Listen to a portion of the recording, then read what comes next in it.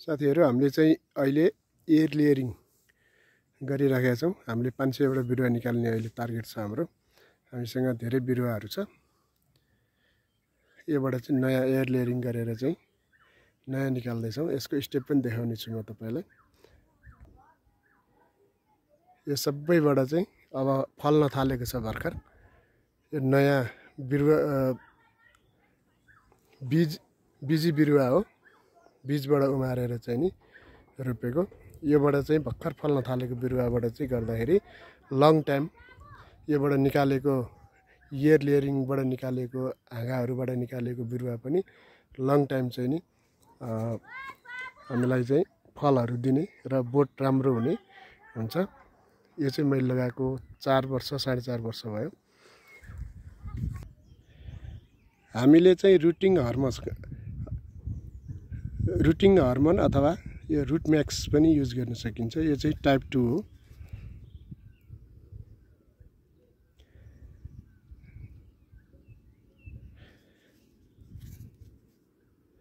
यसले चाहिँ तपाईको यो लगाउँदा चाहिँ एकदमै 100% चान्स हुन्छ जरा निस्किने र सक्सेस हुने चान्स 100% हुने भएकोले यो युज गर्नु राम्रो। यसको पनि म प्रक्रिया कसरी लगाउने भन्ने देखाउँछु। हामीले चाहिँ यस्तो बिरुवाहरुबाट चाहिँ यतिको हाँगाहरुबाट धेरै हरियो नयाँ पलाको हाँगाहरुमा एयर लेयरिङ गर्नु मिल्दैन। यो चाहिँ तपाईको यतिको सेमी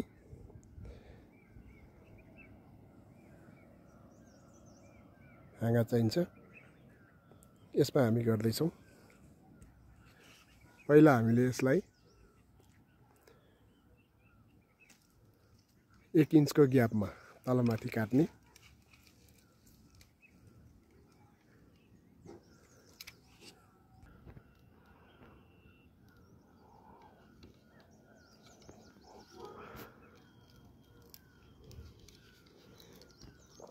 यो चाहिँ बोक्रा निस्किने गरी मात्रै, धेरै भित्र नकाट्ने, बोक्राको बाहिरी भाग मात्रै यसरी चाहिँ काट्नु पर्छ।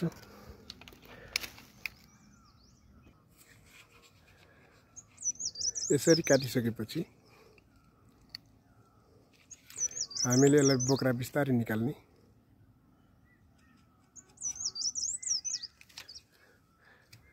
अब यो बोक्रा निस्किन्छ।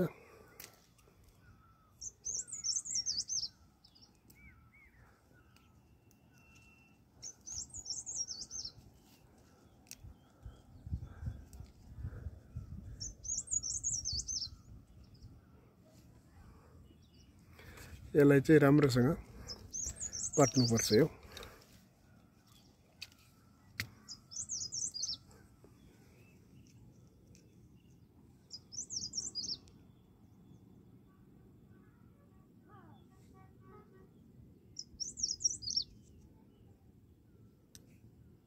अब यसको अर्को स्टेप भनेको चाहिँ यो बाहिरको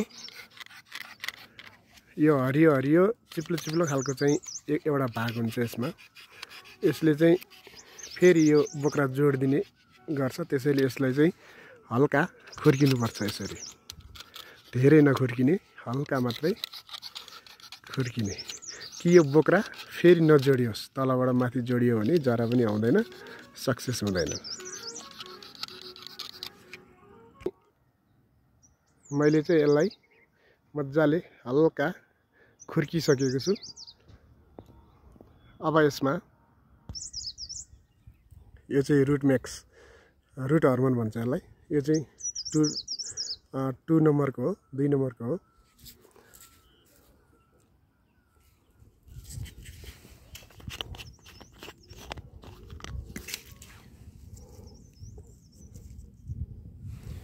यसलाई खोल्ने र यसको पाउडरलाई चाहिँ नि यसरी यो माथिल्लो भागमा लगाइदिने। यसले चाहिँ जरा आउनलाई 100% सक्सेसफुल्ली काम गराउँछ, जरा निकाल्ने काम गर्छ।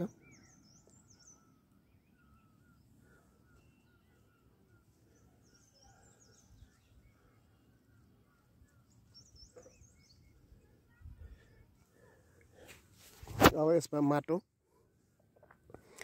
माटो चाहिँ धेरै गिलो हुनु हुँदैन। ठिक्क चिम्टाइलो माटो भयो भने अझ राम्रो मजाले बस्छ चप्केर। र यो चाहिँ वैशाख महिनातिर गर्दा अझ राम्रो। असारमा रोप्नको लागि पनि ठिक्क बिरुवा निस्किन्छ। हामीले चाहिँ योबाट 500 वटा बिरुवा निकाल्दैछौँ। बिरुवा चाहिएमा पनि सम्पर्क गर्नु होला। यो चाहिँ हाम्रो सुनकागती हो। यो फुल खेलिरहेको छ है, दाना पनि लाग्न थालेको छ, यो फुल खेल्न थालेको छ।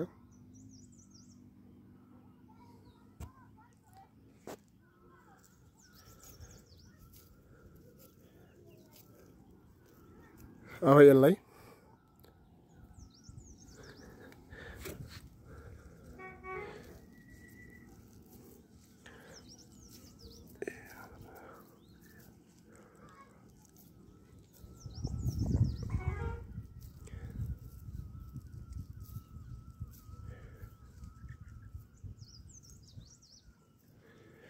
यसरी चाहिँ सबै खालको बिरुवाहरूलाई चाहिँ